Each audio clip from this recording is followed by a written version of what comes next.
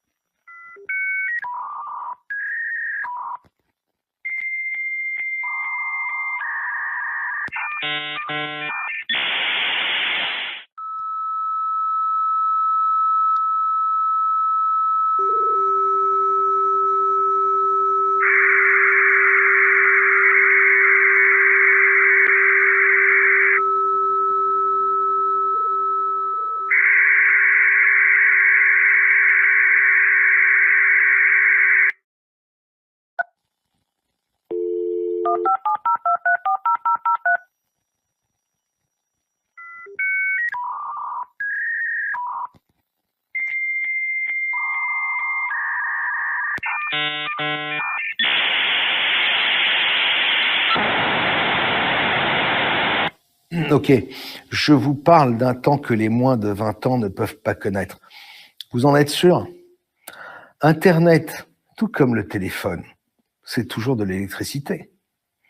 La preuve, les prises CPL qui permettent, en se branchant sur le secteur, de récupérer Internet chez vous, dans n'importe quelle pièce. Le réseau Internet aurait donc pu lui aussi arriver dans votre maison via la ligne électrique classique et être décrypté directement par l'ordinateur via un modem intégré, exactement comme c'était le cas avec le Minitel. Le web n'a été ouvert que vers 92.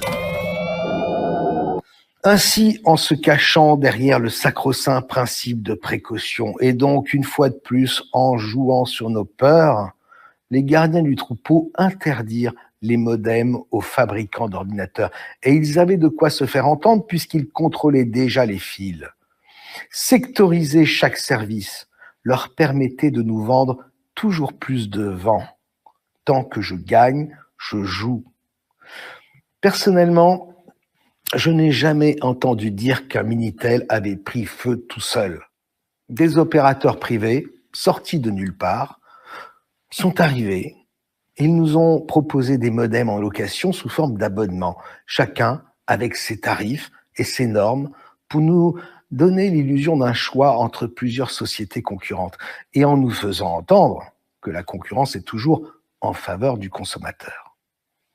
Personnellement, en guise de concurrent, je ne vois ici que des prédateurs se partageant un festin sur le dos des moutons que nous sommes. L'illusion du choix, nous l'aurons aussi, rassurez-vous, avec le vaccin. De nombreux laboratoires y travaillent. On ne change pas un système qui marche. En fait, je vous le dis, rien n'a changé. La surfacturation à la minute d'utilisation, comme on a connu au tout début d'Internet, avec les modems 56K, était donc une première étape. Le plan prévoyait en effet une connexion illimitée via un forfait qui ouvrait sur un champ d'exploitation infini de surveillance et de contrôle. Mais comment passer de l'un à l'autre sans que l'utilisateur se rende compte de l'arnaque? Eh bien, la solution est aussi simple que géniale, en changeant simplement de nom. Passer du modem à la box, c'est-à-dire de la facturation à la minute au système d'abonnement avec forfait illimité, allez permettre ce tour de passe-passe. Les utilisateurs étaient tellement contents de cette nouveauté, de cette nouvelle offre, qu'ils ne se sont posé aucune question. En réalité, le seul forfait illimité concernait la poursuite de la tonte du mouton qui allait continuer de payer pour de l'électricité qu'il payait déjà. Électricité qui, je le rappelle, aurait pu se passer de fil, d'une part, et être gratuite pour tout le monde. Quand je vous dis que nous nous comportons comme des moutons prêts à payer au prix fort le rasoir qui sert à nous tondre et même la laine que nous produisons. Nous venons à peine d'effleurer la question de l'électricité depuis toujours tenus par une mafia financière qui nous a spoliés et qui veut absolument nous maintenir en esclavage. Il faut que vous sachiez qu'il en est exactement de même de tout ce qui touche au secteur de l'énergie. Notre rapport à l'énergie est une absolue imposture à laquelle nous sommes tellement habitués que nous ne sommes même plus en mesure de la déceler. Les puissances de ce monde maintiennent volontairement l'humanité dans la dépendance. Pas de centrale énergétique individuelle, ça n'a jamais été développé et surtout pas encouragé. Trop compliqué, ça ne marche pas. Pas même des petites centrales dans un cadre réduit de copropriété avec ses voisins, trop dangereux et pas rentable. L'énergie ne nous appartient pas. L'énergie est devenue un produit industriel. Nous en avons été totalement dépossédés. On nous a fait croire que c'est compliqué, que c'est dangereux, que ça coûte trop cher à produire. Notre seule liberté en matière d'énergie, c'est de choisir le fournisseur à qui nous adresserons notre chèque. Toujours la même illusion de liberté qui motive notre adhésion, en réalité notre soumission. Les systèmes de tarification des fournisseurs sont incompréhensibles et ils fluctuent d'une année sur l'autre. Exprès, c'est pour occuper l'esprit du mouton du moment qu'il paye. Et s'il a l'impression d'avoir été assez malin pour faire quelques économies avec son nouveau fournisseur, il sera même content de payer. L'énergie est le nœud gordien de notre esclavage, un nœud qu'il faudra bien trancher un jour si nous voulons recouvrer notre liberté. L'équation énergétique est la suivante. L'électricité, c'est compliqué. Le pétrole, c'est rare. Le nucléaire, c'est dangereux. Les énergies renouvelables ne sont pas efficaces. L'énergie libre n'existe pas. À ces principes de base viennent s'ajouter deux autres données essentielles. La menace d'une pénurie et la menace d'une catastrophe. Nos maîtres jouent en alternance avec ces différents leviers pour continuer en toute impunité le racket des peuples. We're gonna change things. Yeah. Genesis, niggas.